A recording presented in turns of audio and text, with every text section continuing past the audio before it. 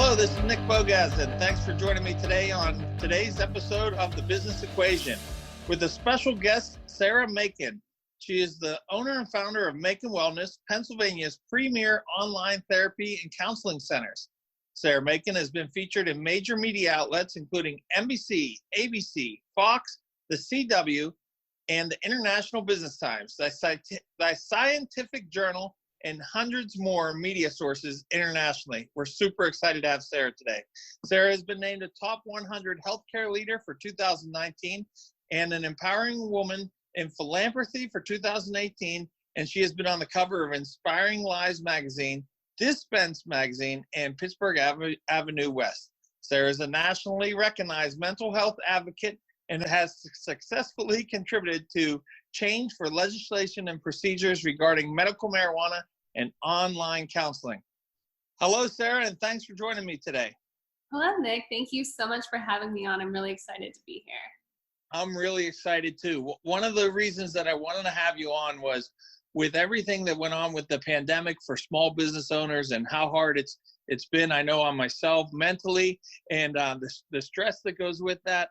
And then the social climate that we're seeing over the last couple of weeks, I just think that it's been a really tough time to be a small business owner. And I thought somebody in your profession might be able to enlighten us today. So thanks for joining us. Of course, it's my pleasure. And I would definitely agree with you. It's been such a stressful time, not only financially, but with everything going on socially and politically. It's been very stressful for everyone.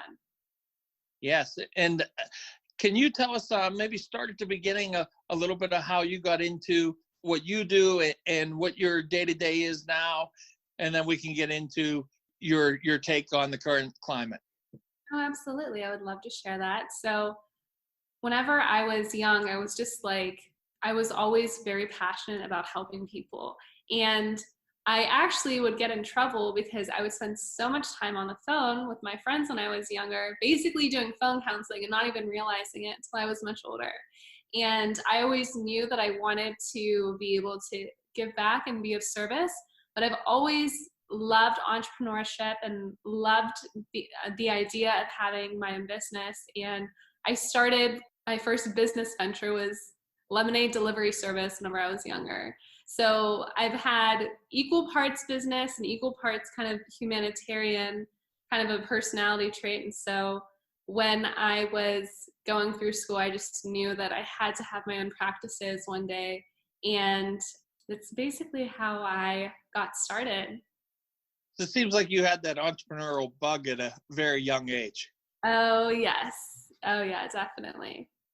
And then it just so happens that I guess the other side that you had with your personality was that giving back tribute. And I guess that really kind of has played into what you do now. How long have you started your own business? Yeah, so that's a great question. So I started Macon Wellness a little over 2 years ago. So it's very new, but we have very quickly become the highest rated counseling centers in our area. And we have a team of about 17 people at this point. Wow. And we just love helping people heal and become happy again in the world. The word has spread very quickly. So we've been continuing to expand very rapidly, which has been so exciting and so fulfilling. Maybe fill us in a little bit on what your wellness centers do. So is it 17 counselors that you have, and is it all specialized, or how does that work? There's a mix of professional counselors, licensed clinical social workers. We have interns as well. And we also have practice management, an intake team, and then also medical billing and medical credentialing. So it's a lot of different types of roles that we have here. But most of them being professional counselors and licensed clinical social workers that specialize in mental health, addiction, and relationship counseling.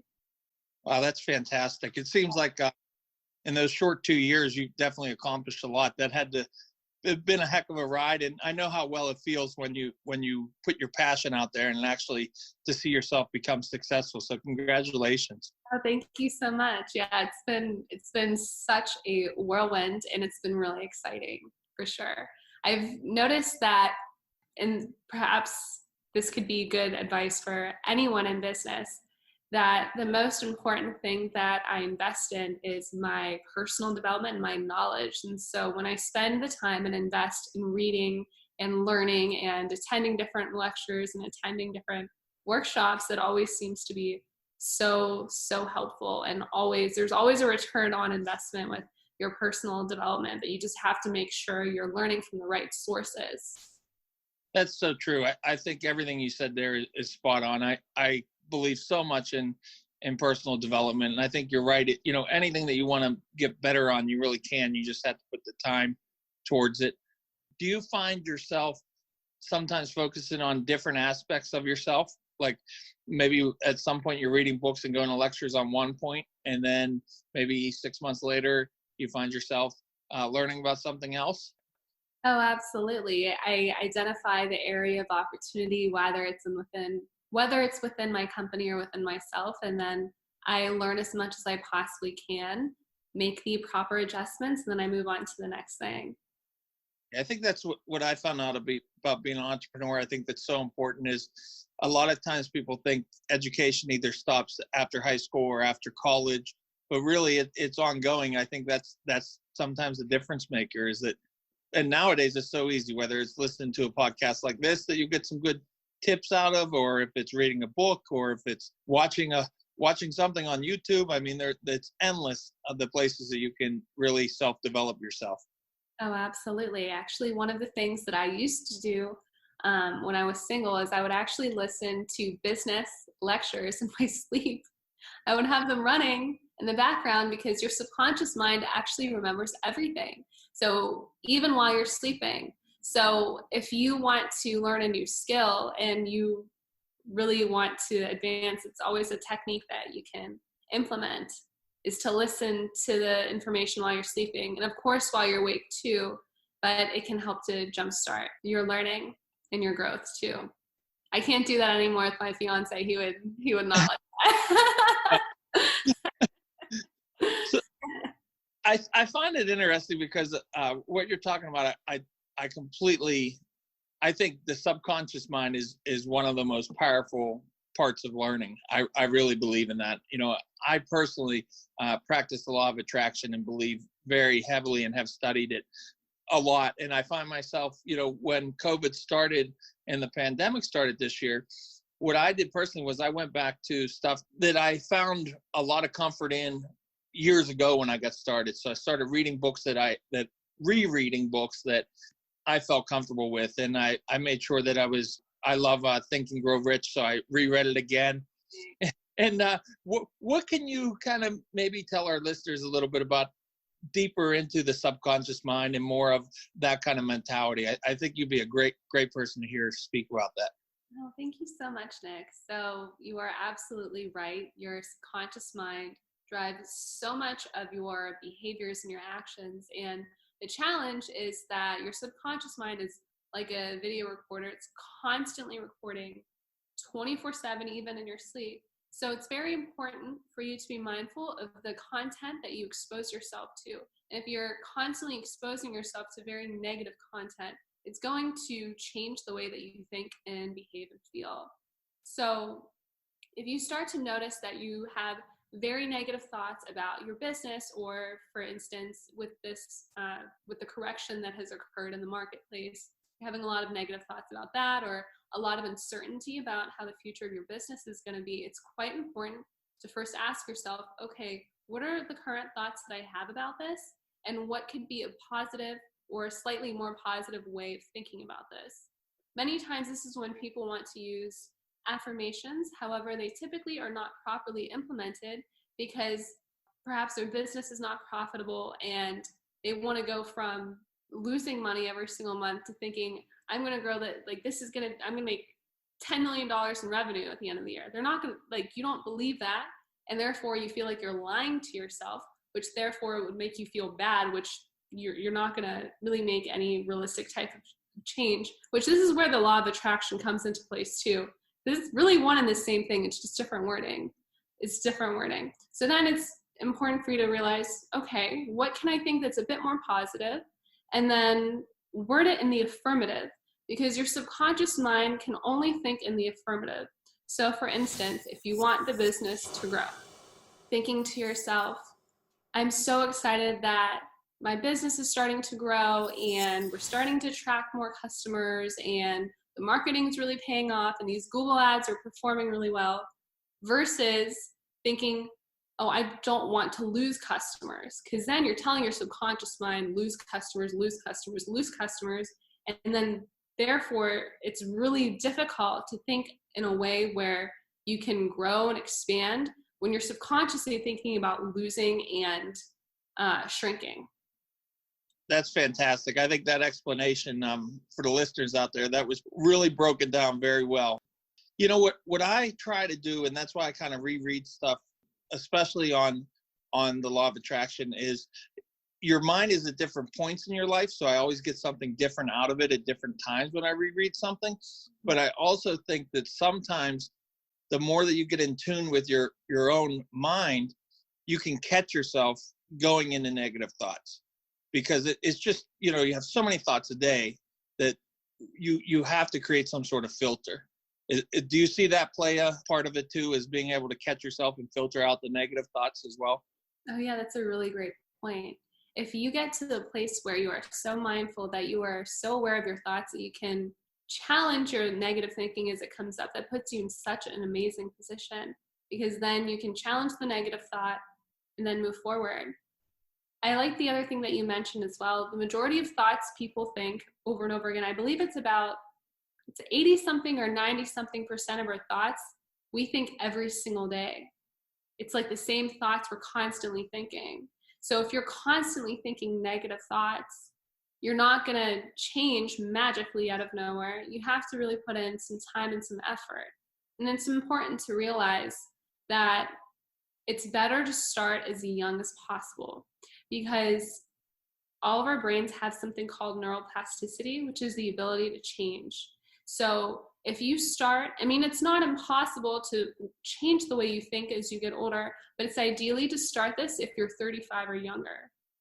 If you're 35 and older, you just have to do some extra things to help to stimulate more neuroplasticity, which could be things such as reading, quieting your mind, exercising, and there's a lot of other things that you can do as well. Yeah, I think that's really interesting for me. I didn't really realize the age requirement there, that it's easier, but I was probably about 28 when I really got into the law of attraction, and I just started my road to recovery from addiction at 28. So it'll be 15 years in October this year. And, I just had to replace that with something positive. And it really was, getting to know myself again is really what it was. I went through some counseling, and I thought that I really didn't think I had any issues, but I discovered I definitely did, and I worked through them. And there's a long road to recovery, but part of that was getting to know myself and more the self-awareness. And then, at that point, I was really like a pizza delivery boy, and I always had these dreams of what I do now.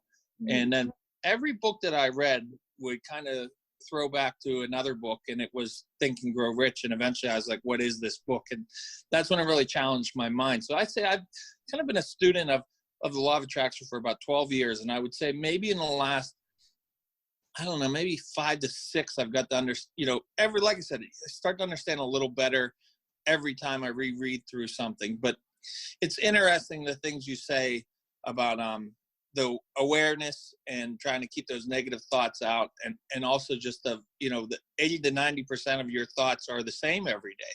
Yeah. And I think most people don't really realize that. I always say, and I say it on this podcast, when you hear things over and over your whole life, like if you think you can, you can. If you think you can't, you can't. There's a reason you hear all those things. And I think the other part is that you get put into a box and preconditioned. The world preconditions you. So I guess that age, like you mentioned, being under 35, the quicker you can get out of those preconditions and work towards something is better. Do you see that too? Like that people do get preconditioned? Oh, absolutely. We're programmed by everything we expose ourselves to. So children are programmed by their teachers and by school, and then by society and by social media, and then eventually their colleagues, parents, family members. And so if you have family members, or if you are in a environment where a lot of people tend to not really do big things with their life, or tend to stay in certain very specific types of careers, you're more than likely going to end up being in that same position, because that's what you're basically being programmed to be. And it's quite unfortunate, because even with how schools in low socioeconomic status areas teach versus the schools in high socioeconomic status areas teach, it's completely different. And even the examples that they give are very different. So, for example, many times the private schools or schools in the high socioeconomic status areas will, like, for example, talk about a math equation, talk about, well, you have 5 companies and this and this and that. And it's instilling in the mind of the child, they're going to own companies one day, versus, or you're working at like the dollar store, and you have one of your customers gives you $1. How much are you supposed to give them back, or something? And it kind of programs the children at a very young age to prepare for being an entrepreneur, a business owner, or leader, or prepare for being, a clerk or a cashier. There's no right or wrong with either one of those career choices, but it's important for children and for people to at least have their freedom to choose, to not automatically be programmed for one thing rather than another. And that's one of the challenges with education here. I think there's some really great points there. I think that the other part is, I would say, with people's perception of the way they look at money can be the same set of way they grew up too. Like if places where money was tight and they're talking about that, rich people are bad or anything like that. Like, and then the people get those preconceived notions of money too. Would you say that, there's some truth to that too as well? Oh, absolutely. If you have been programmed to believe negatively about money, or that rich people are bad, or that to have a lot of money or wealth is bad, why would you want to create something that inherently will make you bad? It keeps people in a trap. But if you're not conscious of this, it keeps you almost like in an invisible prison that you don't even see is occurring. That's where the mindfulness is quite important, because if you start to realize, oh my gosh, this is how I think about money, or this is how I think about business, or how I think about being in a relationship, you can then make a lot of positive changes, and then therefore change your life. Because you talk about the law of attraction, it's what you think and feel you become. So if you're thinking and feeling negatively about money, obviously your business isn't going to do well. Versus if you have a positive relationship with money and you believe in your business and there's the market fit, like it should work out well. And really the universe is more of kind of a spiritual thing, that the universe is completely abundant. There's really no lack, unless you believe there's lack, and that's what you're going to get. I think that's great. I know I find myself talking about affirmations. One of the key words that is in the affirmations of myself is definitely the word abundance. I use that word a lot because I think it's, like you said, it's you have to think that way. Yeah. And I think that's what's the question I get a lot all the time is, how do you start a business? How do you get the money for it? How do you make it successful? How do you market it? But I really think a lot of it, 90% of it to me, is the way you think. And I always say you have to take care of yourself before you can take care of the business or take care of your employees. Like, you have to take care of your mindset. And I think going into COVID, I think there was really, I want to say it right, because for a lot of business owners, it definitely was, financially draining and very, very tough. I also think that there is some mindset of the way that you faced it. I know for myself, I made that decision right away that I was going to face it like, I won't fail. No matter what's thrown at me through the pandemic, I won't fail. That was my mindset, period. Very simple, one sentence, I will not fail. And it goes back to when I open up the restaurants of, I will not fail, whatever it took to open them. So I think, though, it created opportunity for some business owners to, for the rest of their life, use COVID as an excuse. they weren't doing well before COVID, and now they're using it as an excuse. I guess somewhere in there, if you could maybe take my comments and kind of, from your opinion, what do you think of like the mindset of the business owner going into the pandemic and even now, I guess? Oh, it's so important because it's everything. If you inherently are blaming an outside situation or blaming a lot of other circumstances and not taking responsibility, then you're always going to be in a challenging sort of situation because situations change. But as a business owner, it's important to adapt and to be current with the times and to be flexible and not so rigid and not so stubborn in your thinking, and that you can change the business to adapt to what the market is. I think that's so important because I always say that like the business owner has to be able to change. And, people use the word pivot, and I think sometimes it's just adapt is the right word, because a lot of times just different things, you never know what's going to come your way, but it is definitely adapting. And I think the pandemic was definitely a big thing to adapt to. And even today, we're still adapting to the differences of where we are, especially in Pennsylvania with red, yellow, green, and what they really mean and don't mean. And we're adapting every day. Yeah, absolutely. An ongoing process of adapting and changing and allowing positives to come as a result of this and looking for the good. When people go mining for gold, they don't go out into a valley and miraculously find bars of gold. They sift through tons and tons and tons of dirt to find the gold. Sometimes in life and in business, we are sifting through a lot of dirt to find a little bit of gold, but it's not the dirt that you should be focused on. It really should be the gold. That's really good. I think also when you're looking at different situations, it's real easy to focus on the dirt, right? It's really easy to focus on the dirt. And I think that's where, being self-aware and realizing, I always say that if you get stuck, your goal's not big enough, that you really need to have a bigger goal. And I also think that when crisis comes up, it creates opportunity. And that's where I think with the pandemic, I think there's a lot of people that it created a lot of opportunity for as well. Oh, absolutely. Especially with commercial real estate, maybe not so much now, but in the future, that's going to be a big opportunity. And then also whenever you're looking to hire, especially if you're just starting out in business or are looking for staff, you can pay a little bit less because of the recent correction that occurred. People are taking jobs at a lower price because of everything that's going on. So that can be really huge. You may be able to hire people or do some extra things that you wouldn't have been able to do prior to COVID. Yeah, I agree. I think for most business owners before COVID, it was very difficult to hire. There's no doubt about it. It was definitely not for the business. It was more for the person looking to work.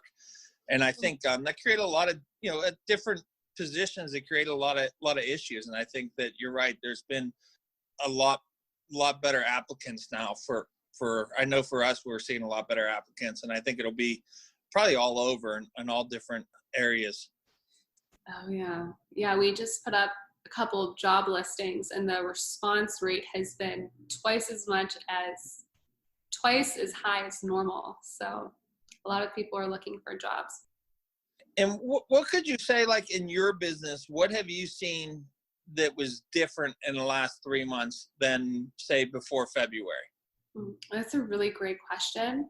The demand for virtual services has really skyrocketed. Our practice, I was actually looking at the numbers for this month compared to last month. We're up about 85% in revenue since last month.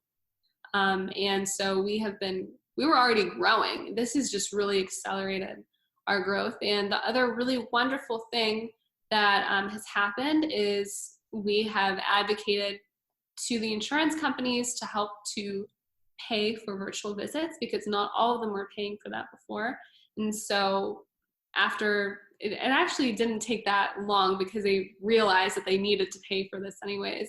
All the major plans are covering or they're covering for virtual visits, versus before people would have to pay cash to see us virtually. So it's really changed, I mean, our business completely, in every single aspect.